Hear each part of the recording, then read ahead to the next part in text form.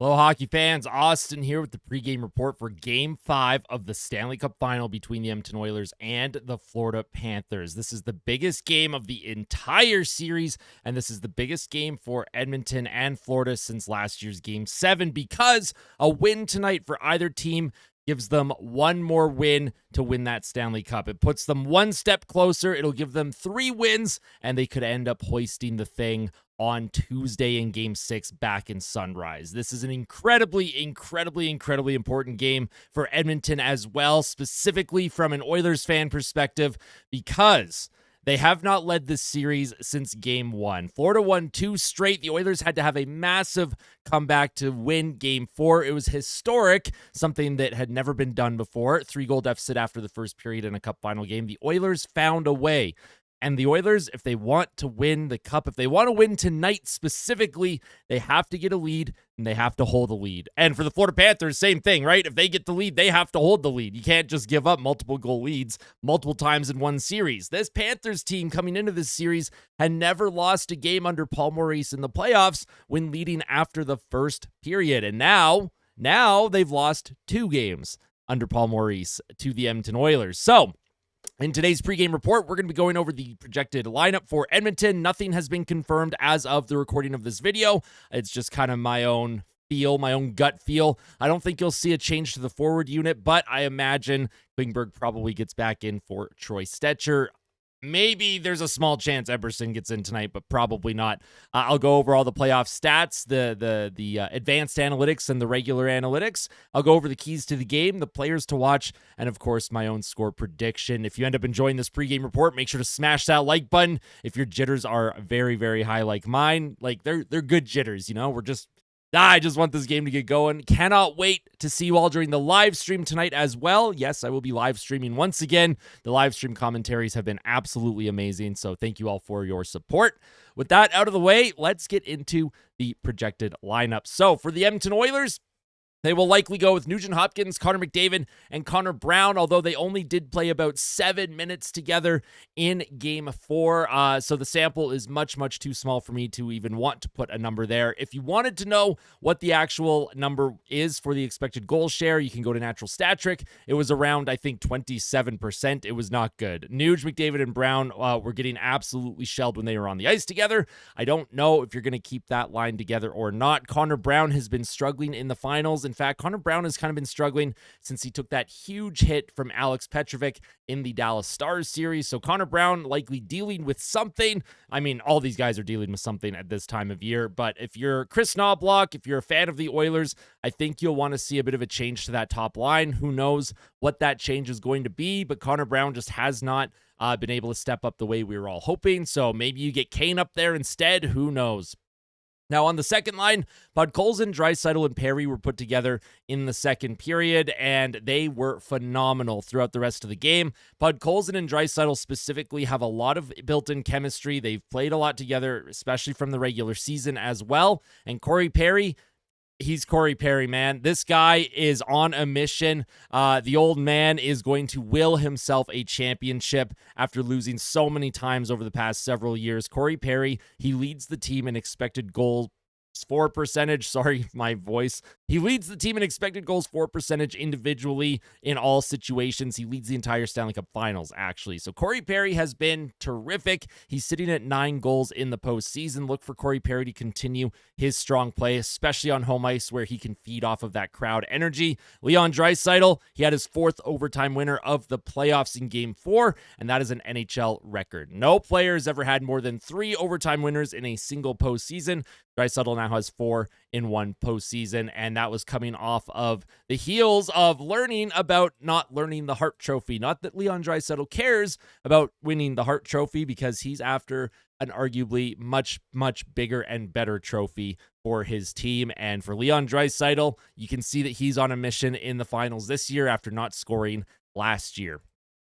On the third line, Jeff Skinner, Adam Henrique, and Trent Frederic. Now, they had a terrific game against the Florida Panthers, and as a line, they have a 71.77 expected goals for percentage. These three specifically, this is massive for Edmonton. If this line can continue, even though it's been a small sample size, if that third line can continue to be rolled out regularly, get strong shifts in the offensive zone, and produce some offense. Now, before Darnell Nurse's goal to make it 3-2 in Game 4, Trent Frederic won a board battle in the neutral zone. The puck went into the offensive zone. Jeff Skinner won a board battle to get it back to the point. The point it eventually came to Darnell Nurse, and then Nurse put the puck over Sergei Bobrovsky's shoulder.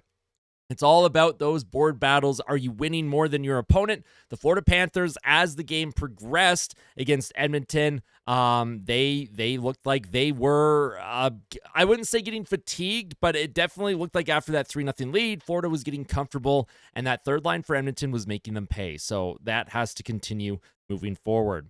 And then on the fourth line, Evander Kane, Matthias Janmark, Kasperi Kapanen, these were the three players that started to get much less ice time than the rest of the group after that first period. Evander Kane, I think, was getting punished a little bit for that high sticking penalty that he took early in the first period. Once again, Evander Kane, he's been effective in the postseason, but he has been notorious for these really bad penalties that put the Oilers on the kill very early in games. He has to stop. If Evander Kane wants to see himself back in that top six and play shifts with McDavid and Draisaitl, he has got to stay out of the box. There's no more excuses for Evander Kane. Help this team win. Stay out of the box. Play tough, right? Use your physicality. But Evander Kane, he's got to get going here, and he's got to play much smarter.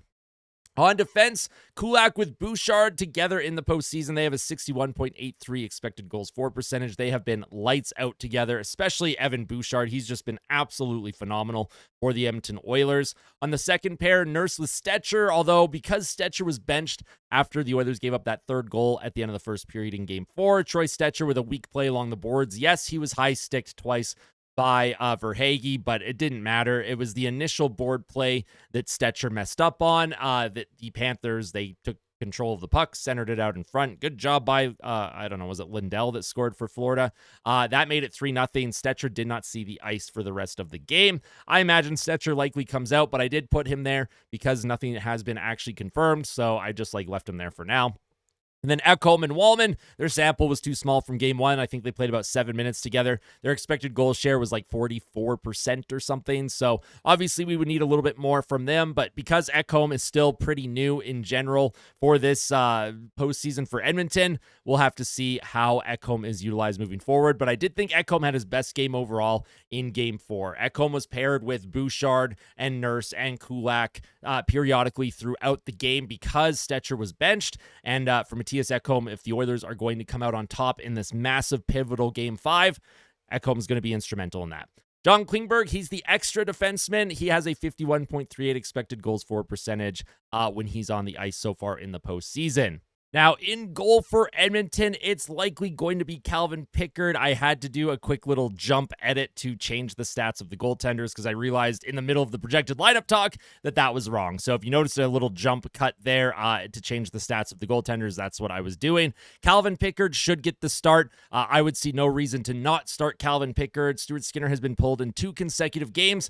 Calvin Pickard came in relief in Game 4, and he stopped 22 of 23 shots. His GAA on the postseason is .269. He has an .896 save percentage and a negative 0.1 goal save above expected, which is basically just dead even, and that's just kind of what you want from your goalie. All we're looking for from Calvin Pickard or Stuart Skinner, whoever gets the start, for goodness sakes, give us a 900 save percentage, maybe 905, and maybe a plus 0.5 goal save above expected, and the Oilers have a terrific chance of winning this hockey game. I trust Calvin Pickard a little bit more than Stuart Skinner right now. Stu's stats, he has a .299 GAA, .891 save percentage, and a plus 0.1 goals saved above expected. Now, Skinner being pulled in Game 4, obviously that was not his fault specifically. The team needed a jump. The team in front of Skinner was not playing well, and after Skinner came out of the game, Pickard went in. The team, they just played differently in front of Pickard, and if you give Pickard the start on home ice tonight, I think that would be huge for the morale of the team as well.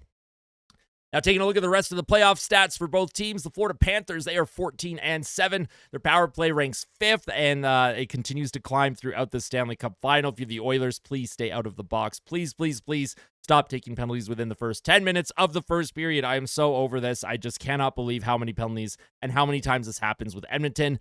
Keep your sticks down, especially the amount of high-sticking penalties. I'm like Chris Knobloch. We are just absolutely sick of the high-sticking penalties.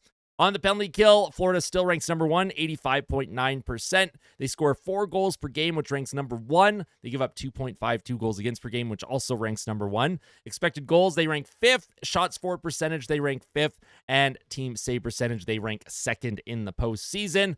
For the Edmonton Oilers, they are 14-6. Their power play ranks 4th at 26.7%. Their power play is finding ways to convert, but it was the 5-on-5 play that I was most impressed with the Oilers in Game 4. They outscored the Florida Panthers 4-1 at 5-on-5, and for a team that, used to be called power play merchants, if the Oilers can keep being 5-on-5 merchants, well, they're going to have some success tonight. I'm really rooting for this team. I'm rooting for them to stay out of the box, and I'm rooting for some 5-on-5 play. I understand it's the postseason, and I understand that there are some things that you just have to call no matter what if you're an official, but the amount of power plays that both teams have had so far after 4 games, I would not mind if the refs just kind of put their whistles away just a little bit, especially in the first period. Let both teams get going. Let them roll their lines. That's a better on-ice product, in my opinion, than calling 15 penalties in the first period and then calling basically nothing the rest of the game. Let's just let the players decide moving forward, unless it's clearly an obvious call, right? The high stickings, those are obvious, right? The refs are going to call those. I'm just saying it's the ticky-tacky hooking and slashing and things like that. That Evander Kane cross-check, come on, that wasn't a penalty in Game 3. In any case, let's move forward. The Oilers' penalty kill ranks 14th, 66.2%. Absolutely abysmal. Stay out of the box. Goals for per game, they rank 3rd, 3.95. Goals against per game, they rank 8th, 3.15. Expected goals for percentage, the Oilers continue to rank 1st. Their shots for percentage, they rank 4th. And team save percentage, they rank 5th in the postseason.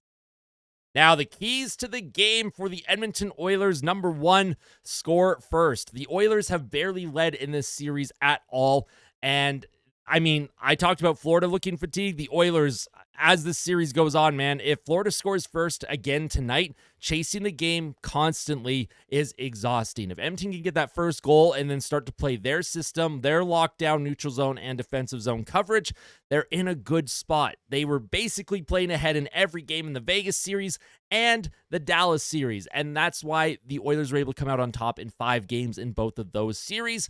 Yes, the Oilers have the ability to come back in games, and they've done it twice against Florida, and I would argue both pretty historic comebacks for different reasons.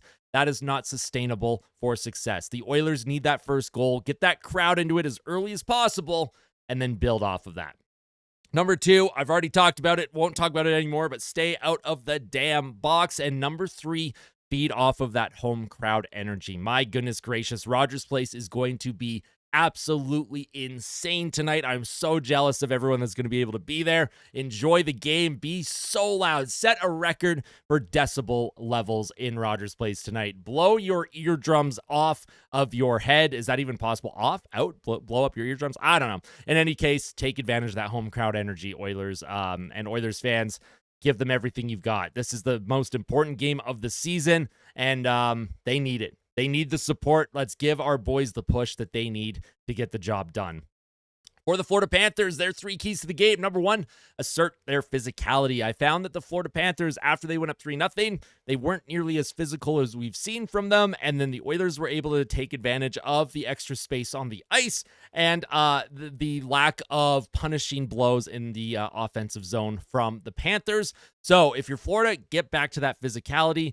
Otherwise, Edmonton, they have the speed, they have the skill, they can skate around you, and if you're not punishing the Oilers, then, Edmonton's going to take advantage of that.